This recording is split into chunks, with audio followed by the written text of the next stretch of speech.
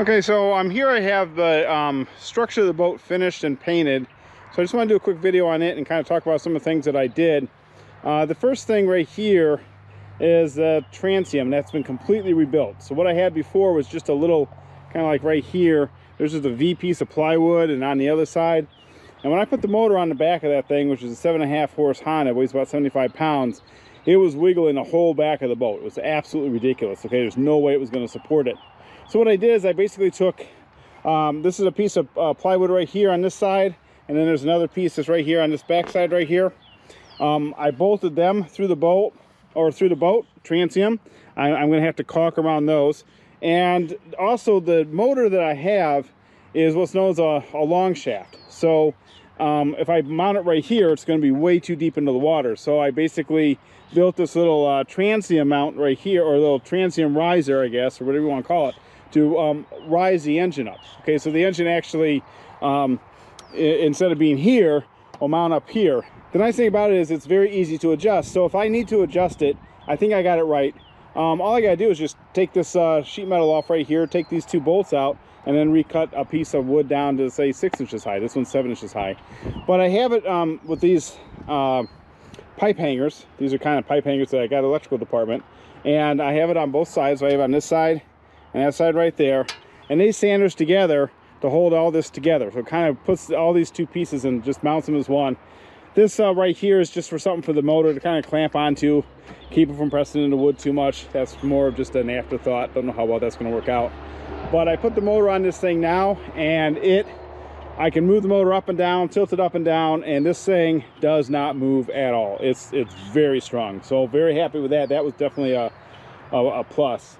Of course, you can see right here in the back, got right here and here, these are the flotation devices, and they go all the way down to 10 feet. Okay, so they're 6-inch pipes by 10 feet PVC, and they're capped on both ends. And what they're designed to do is to give me a little extra buoyancy. Won't be a whole ton, it'll be maybe 160 pounds or so. Might be more than that, depends on how the water displacement goes. But it also is going to give me, hopefully, some stability. You can see they stick off the edge just a little bit. I've done something similar like this, to this with a kayak, with much smaller pieces. The pipes I used there were actually those little side flotation things you see on docks and stuff. Just 2 of them, and that you couldn't tip that kayak, and that kayak isn't much smaller than this boat. So I'm thinking that these will probably work out pretty well. I'm hoping. I haven't tested it yet in the water, so until I actually do that test, we'll see.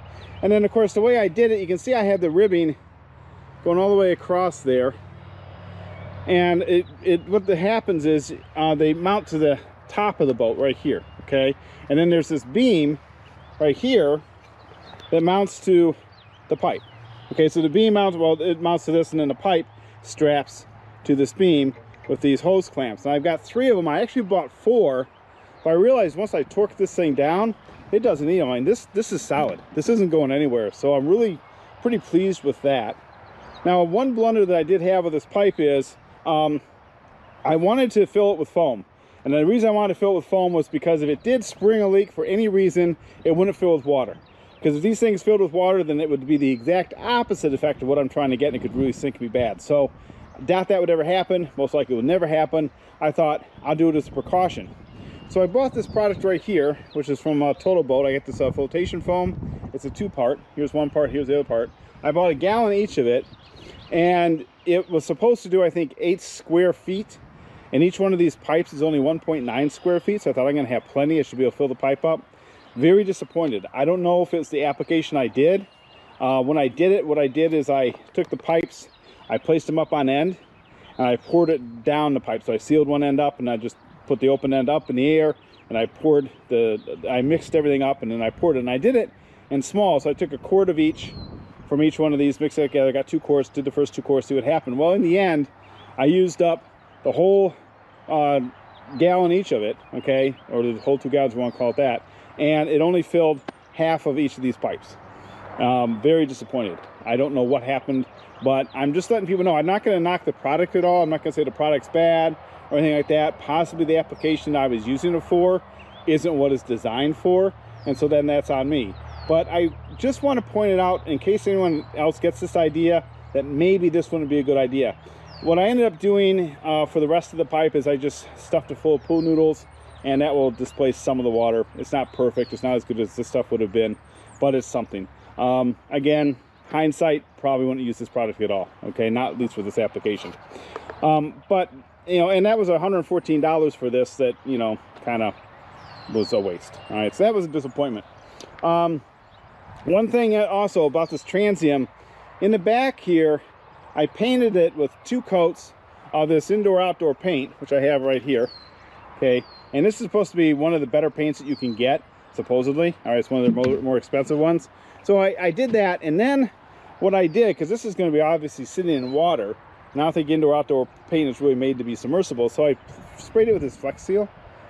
And I've used this before, and it really repels the water pretty good. So we're going to see how this works out with something like this. I mean, worst case scenario, we'll just rot the thing out and I'll have to replace it. Again, 4 bolts, well, actually 6 bolts, and I can have this off and replaced. This is what I like about this boat. It's very easy to disassemble everything. But I thought I'd give that a try. Obviously, using a plastic marine wood. I'm not talking about marine plywood. I'm talking about the actual plastic marine wood. That would be the best thing to put back here, and that's really what I should be probably using. The reason I didn't was obviously cost. Okay, it's very expensive, so I didn't do that. Same thing with this. You know, why did I use 2x4s all the way across here? Obviously, I'm adding more weight to the boat. Well, according to the calculations, I should be able to support the weight without any problems. And also, the aluminum is very expensive, so I didn't want to run down the aluminum route. Again, the paint that I used, I showed this in the past video. For the blue paint, it's just this rust stuff here. I actually did paint the PVC with it too, mainly just to match the color in. PVC doesn't take the paint too well. I don't know how well it's going to work out. Probably will scratch up a lot by the time it's said and done.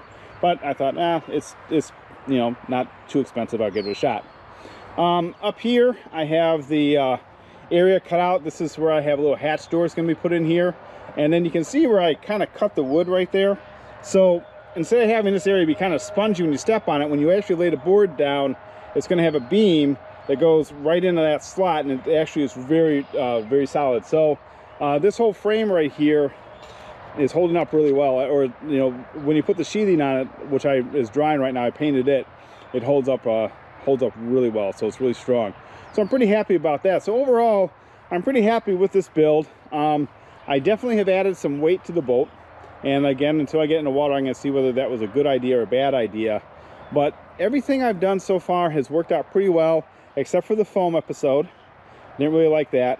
The transom mount, I think, worked out really, really well. So overall, pretty pleased with it. So the next step is going to be putting the sheathing board on. It's all cut.